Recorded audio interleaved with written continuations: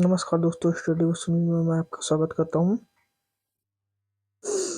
दोस्तों, हमारे चैनल में पहली बार विजिट कर रहे हैं तो हमारे चैनल को सब्सक्राइब कर दीजिए तथा बेल आइकन को दबा दीजिए, जिससे आपको समय समय पर नोटिफिकेशन मिलती रहे। तो दोस्तों, आज की क्लास में मैं आपको क्या प्रश्न के आधार पर उच्चारण बताऊंगा कि अल्प प्राण क्या होते हैं और महाप्राण क्या होते हैं तथा घोष और अघोष क्या होते हैं। इनके बारे में आज डिस्कस करने जा रहे हैं। आपके एग्जाम में यूपी कांस्टेबल या यूपीएसआई की जो भर्ती है, इसमें आपके एग्जाम में यहाँ से क्वेश्चन पुट अप होते हैं। हिंदी का सिलेबस अच्छे से तैयार कर लीजिए, जिससे आपके एग्जाम में ज़्यादा से ज़्यादा नंबर कवर हो जाए। तो दोस्तों, मैं आगे देखता हूँ अल्प प्राण क्या होते हैं, महाप्राण और घोष अघोष के बारे में, क्योंकि यहाँ से क्वेश्चन पुट अप हो सकते हैं, जिसके बारे में मैं आज डिस्कस करने जा रहा हूँ। पहले आप देखिए, जैसे एक क्वेश्चन है, इसको देखते हैं। क्या अंगा या अड़ा और ना और मा, इसका क्या है? नासिका। नासिका व्यंजन है। वर्णों के पंचम है। जो आपकी वर्ण है उसके पांचों अक्षर है। इसे हम क्या बोलते हैं? नासिका व्यंजन बोलते हैं। केवल पंचम अक्षर को नासिका कहा जाता है। अगला देखते हैं, अंगा का उच्चारण स्थान क्या होता है? नासिका होता है। अगला देखते हैं, आगे देखते हैं। से पूछेगा, जब वर्णों का पंचम अक्षर पूछेगा उसका उच्चारण स्थान क्या होता है, ताप क्या मारेंगे? नासिका मारेंगे।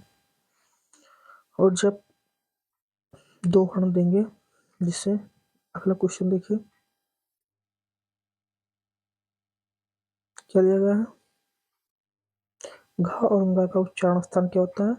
जैसे मैं क्या बोलूंगा? कंठ बोलूंगा। ये पिछली क्लास में मैं आपको उच्चारण स्थान का सूत्र बता दिया हूँ, कौन से, जिस अकु विशेषण नाम कंठा, मतलब इससे इससे इसका उच्चारण अकु विशेषण नाम कंठा, आ का वर्ग और अकु विशेषणीय विसर्ग नाम कंठा। तो इसका उच्चारण स्थान क्या होता है? आकु हा, और विसर्ग का उच्चारण स्थान कंठ होता है। इसी सूत्र से में हमारा इस तरह तैयार होगा। जो हमारी वीडियो नहीं देखे हैं तो इसको आप देख लीजिए, सूत्र से आपको अच्छे से तैयार हो जाएगा। फिर आगे देखते हैं, बाह्य प्रत्यय के आधार पे वर्णों को दो भेद हैं इसके। पहला क्या है और दूसरा देखते हैं। पहला क्या है? स्वर तंत्रिका का झंकृत होना। दूसरा क्या? फेफड़े से हवा या उसे क्या बोलते हैं? प्राण का निकलना। पहला और दूसरा क्या है? बाह्य प्रत्यय। बाह्य प्रत्यय को दो भागों में बांटा जा सकता है। पहला क्या है? वायु एवं प्राण के आधार पे तथा झंकृत या घोष के आधार पे। जो वायु या प्राण के आधार पे होता है उसे क्या बोलते हैं? अल्प प्राण एवं महाप्राण। तो झंकार के या उसे क्या बोलते हैं? जो झंकृत होता है उसे घोष के आधार पे बोलते हैं, जिसे सघोष या अघोष। उसके आगे देखते हैं दोस्तों,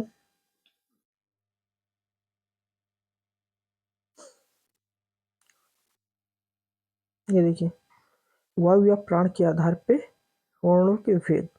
अब इसे हम देखते हैं कि वायु प्राण के आधार पे वर्णों के भेद कौन कौन से होते हैं। देखिए, प्रत्येक वर्ण के उच्चारण में एक समान वायु प्राण की आवश्यकता नहीं होती है, बल्कि कुछ वर्णों के उच्चारण में कम वायु प्राण लगते हैं तो कुछ वर्णों के उच्चारण में अधिक वायु प्राण लगते हैं। अतः वायु प्राण के आधार पर वर्णों को दो भागों में विभाजित किया जा सकता है। अब क्या होता है? प्राण क्या होता है? जैसे किसी वर्ण को बोलने में कम वायु प्राण की आवश्यकता होती है और किसी वर्ण को बोलने में अधिक वायु प्राण की आवश्यकता होती है। जिसमें कम वायु प्राण की आवश्यकता होती है उसे क्या बोलते हैं? अल्प प्राण। और जिसमें अधिक वायु प्राण की आवश्यकता होती है उसे हम महाप्राण बोलते हैं।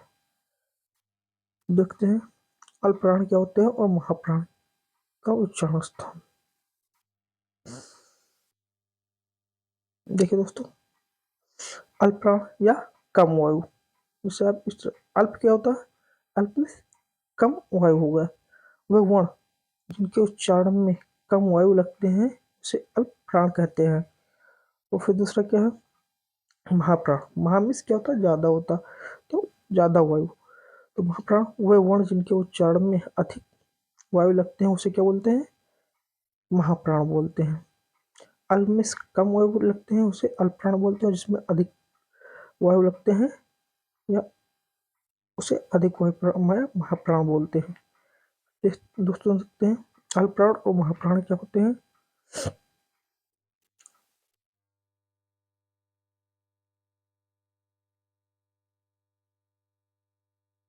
अल्पप्राण और महाप्राण।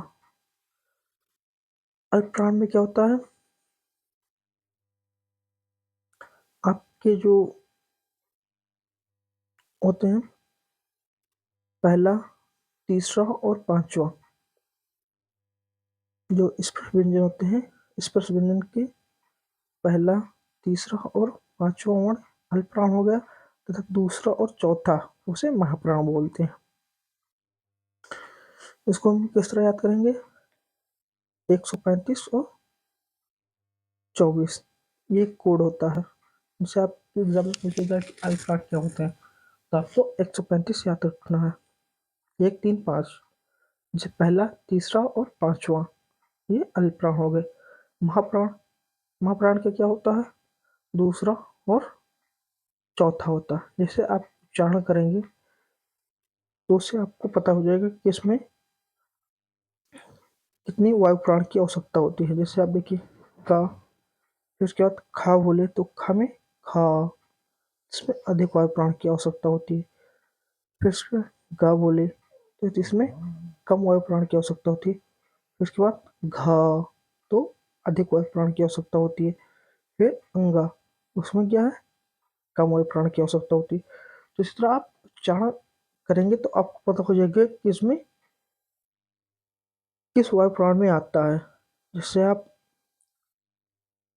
घा का उच्चारण स्थान किए, जैसे क्या? घा अधिक वायु प्राण की आवश्यकता हुई, खा कम वायु प्राण मतलब अधिक प्राण वायु प्राण की आवश्यकता हुई। तो इसी तरह हम उच्चारण स्थान से मतलब बोलेंगे और हमें पता हो जाएगा कि इसमें अधिक वायु प्राण में है कि कम वायु प्राण में है। फिर देखते हैं ऐसे चा हुआ, चा क्या है? अल्प प्राण में। फिर छा महाप्राण में, जा अल्प प्राण में, फिर छा महाप्राण में और फिर यह अल्प प्राण में। तो इसको जैसे टा और ढा और अणा अल्प प्राण में, ठा और ढा महाप्राण में। अगला पा बा और मा अल्प प्राण में, तथा था और धा महाप्राण में। या रा लावा इसे क्या बोलते हैं? अंतस्थ व्यंजन। या रा लावा को अंतस्थ व्यंजन बोलते हैं। तथा सा सा और हा को क्या बोलते हैं? ऊष्म व्यंजन बोलते हैं। तथा जो 11 स्वर होते हैं वो किसमें आते हैं? आपके अल्प प्राण में होते हैं। तो आप इस तरह देख लेंगे कि जिससे आप उच्चारण करेंगे तो आपको पता हो जाएगा कि किस वर्ण का उच्चारण स्थान अल्प प्राण में आता है और किस वर्ण का उच्चारण स्थान महाप्राण में आता है। या इसका इस तरह याद कर लीजिए कि 2 और 4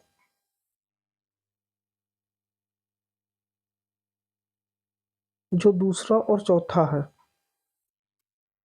दूसरा और चौथा तथा उच्च व्यंजन का उच्चारण स्थान महाप्राण में आता है।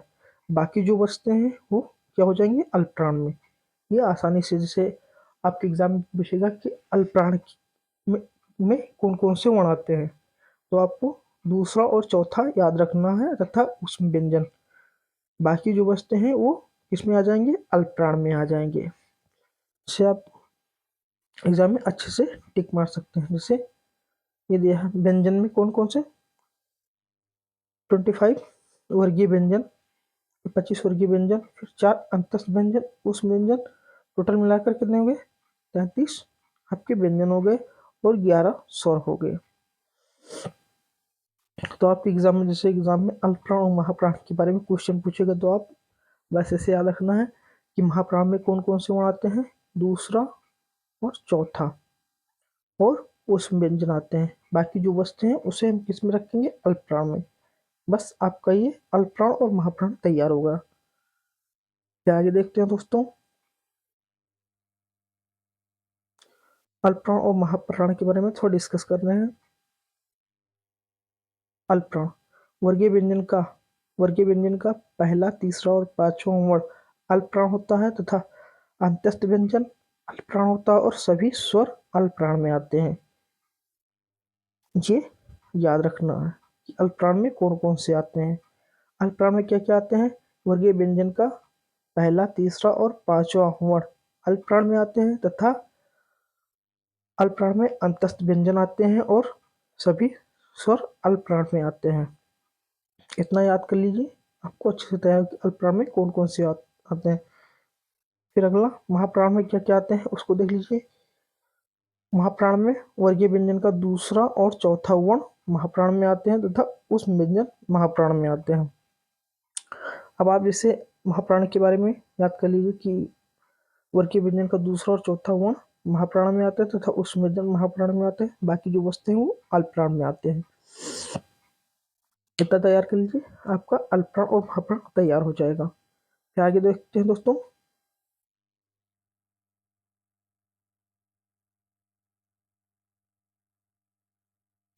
झंकार या घोष, घोषत्व की दृष्टि से वर्णों के भेद। इसमें क्या होता है, झंकार होता है, तो इससे हम पता करेंगे कि किस वर्णों का उच्चारण क्या कहाँ से होता है, किस झंकार।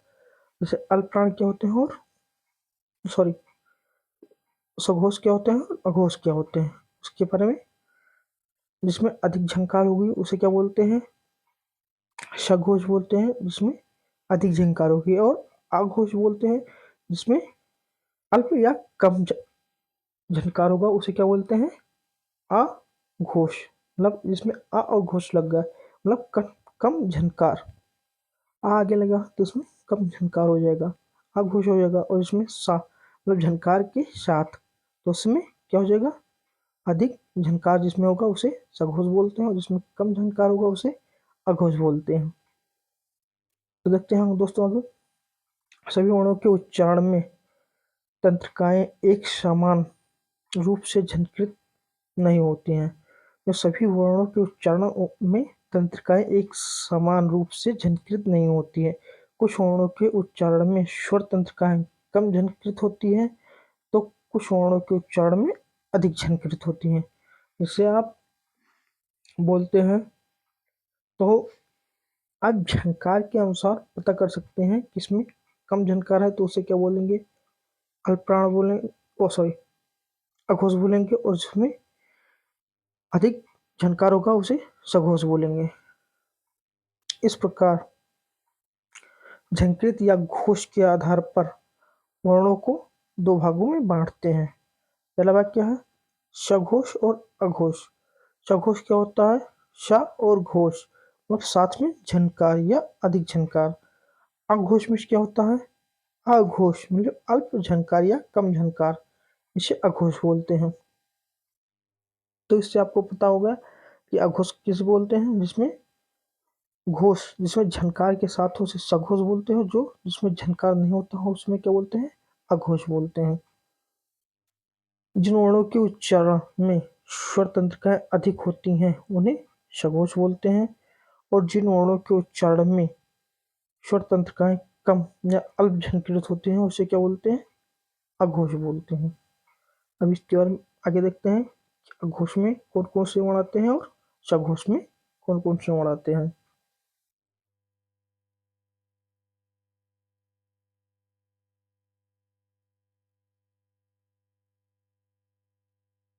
अघोष। जो वर्गीय व्यंजन का क्या है, पहला और दूसरा वर्ण क्या होगा, अघोष हो जाएगा, और तीसरा चौथा और पांचवा ये क्या हो जाएगा, सघोष हो जाएगा। अघोष और सघोष हो गया। अब जैसे अघोष के बारे में डिस्कस करने, जिससे क्या अल्पप्राण और महाप्राण देखे। अल्पप्राण में कौन सा है, वर्गीय व्यंजन का पहला, तीसरा और पांचवा वर्ण क्या हो जाएगा, अल्पप्राण हो जाएगा। और फिर महाप्राण में कौन से आते हैं, दूसरा और चौथा वर्गीय व्यंजन का जो वर्ण होते हैं, दूसरा और चौथा, उसे महाप्राण कहते हैं। अब इसी तरह अघोष और सघोष को याद करेंगे। अघोष का क्या हो जाएगा, 1 और 2, उसे क्या बोलते हैं, अघोष बोलते हैं। और सघोष क्या बोलेंगे, 3, 5, 3, 4 और 5, ये क्या हो जाएगा, इसे सघोष बोलेंगे। ये सूत्र होगा 1, 2 अघोष और 3, 4, 5 सघोष।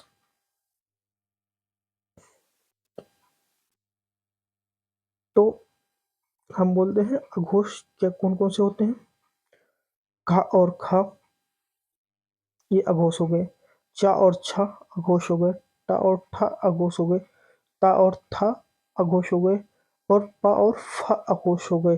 तथा जो उस व्यंजन में सा और ये तीनों सा है जो, वो क्या हो गए, ये अघोष में आ गए। और हा जो उसमें जिसे उस व्यंजन और क्या थे, अंतस व्यंजन, तो उसमें क्या था, जो उस व्यंजन थे वो महाप्राण में आते थे, इसमें जो उस व्यंजन है वो अघोष में आते हैं।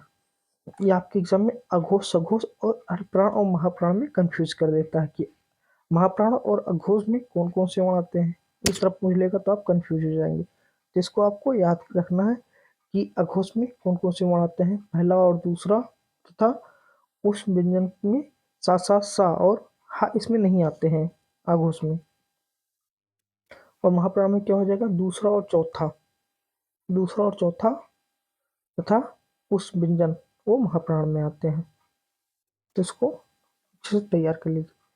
फिर सघोष में कौन कौन से वर्ण आते हैं उसे देखिए, गा घा गा, चा छा और ज्ञा, फिर डा ढा अड़ा, दा धा ना, और बा भा मा, और यारा लावा और हा था 11 स्वर। इसमें किस में आते हैं, ये आपके सघोष में आते हैं। आपका सघोष और अघोष में इसको तैयार होगा। जैसे अघोष, इसमें कम झनकी जिसमें होगा उसे क्या बोलते हैं, अघोष। इसमें ज्यादा झनकित होता उसे सघोष बोलते हैं। आप उच्चारण करेंगे उसी तरह आपको पता हो जाएगा कि अघोष में कौन कौन से आते हैं और सघोष में कौन कौन से आते हैं। का और खा कम झनकी से, ग इसमें झंकार है, ग घ ग, तो इसमें झंकार अधिक आया तो उसे सघोष में कर दिया। और मतलब आप झंकार के अनुसार पता कर सकते हैं कि कौन सा अघोष है और कौन सा सघोष है। इसमें 33 व्यंजन, 5 वर्ग, का, चा, टा, ता और पा, ये क्या है, 33 व्यंजन हो गए। इसमें अंतस व्यंजन और उस व्यंजन था 11 स्वर। अब आपको सघोष में कौन कौन से वर्ण आते हैं, जो वर्गीय व्यंजन का तीसरा, चौथा और पांचवा वर्ण। फिर आगे यारा लावा और हा था 11 स्वर, ये किस में आते हैं, आपके सघोष में। और अघोष में क्या क्या आते हैं, वर्गीय व्यंजन का पहला और दूसरा वर्ण तथा शा और तीनों सा मिलाकर इसमें आते हैं, अघोष में आते हैं। इस तरह आप तैयार कर लीजिए। आपके कॉम्पिटेटिव एग्जाम में यहाँ से क्वेश्चन पुट अप होते हैं। तो दोस्तों अघोष और सघोष के बारे में नीचे डिस्कस कर रहे हैं थोड़ा। अघोष क्या होता है और सघोष क्या होता है। वर्गीय व्यंजन का पहला और दूसरा वर्ण अघोष होता है तथा तीनों श और सा का अघोष में आते हैं। ये आप देख लीजिए कि अघोष में कौन कौन से आते हैं। वर्गीय व्यंजन का पहला और दूसरा वर्ण अघोष में आता है तथा तीनों अघोष में आते हैं। फिर सघोष में कौन कौन से आते हैं। वर्गीय व्यंजन का तीसरा, चौथा और पांचवा वर्ण सघोष में आते हैं तथा अंत्यस्थ व्यंजन या, रा, ला, वा और हा सघोष में आते हैं। फिर सभी स्वर सघोष में आते हैं। ये आपके एग्जाम में यहाँ से एक क्वेश्चन पक्का है कि आपके एग्जाम में आएंगे। इसको वर्णमाला चैप्टर आप देख लीजिए और वर्णों का उच्चारण स्थान देख लीजिए। ये दोनों वीडियो नहीं देखे तो आप पीछे जाकर हमारे चैनल में देख लीजिए।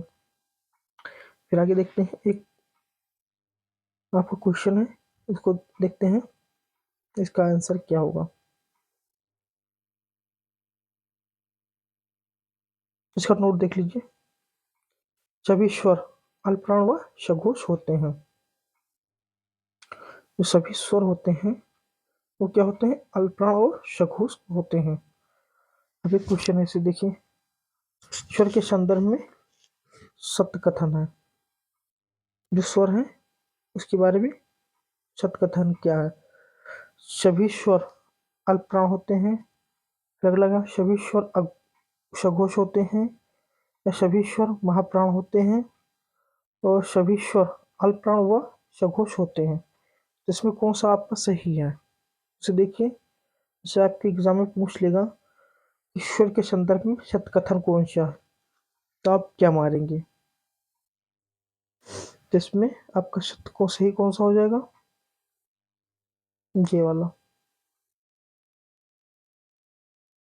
सभी स्वर अल्पप्राण तथा व सघोष होते हैं। आपके सघोष के बारे में ये बता दिया, सभी स्वर सघोष होते हैं और अल्पप्राण क्या है, अल्पप्राण। सभी स्वर अल्पप्राण होते हैं। ये आपके एग्जाम में इस तरह क्वेश्चन आ जाएगा तो आप अच्छे से मान लेंगे। तो आप जैसे ज़्यादा से ज़्यादा प्रैक्टिस करिए, आपको प्रैक्टिस भी कराएंगे दोस्तों। और जिन दोस्तों को हिंदी की तैयारी यूपी कांस्टेबल या यूपीएसआई की तैयारी करना हो, हिंदी की और जीएस की तैयारी करना है, तो हमारे चैनल से जुड़िए जिससे आपकी तैयारी अच्छे से हो। आज के लिए यहीं तक। थैंक यू, धन्यवाद दोस्तों।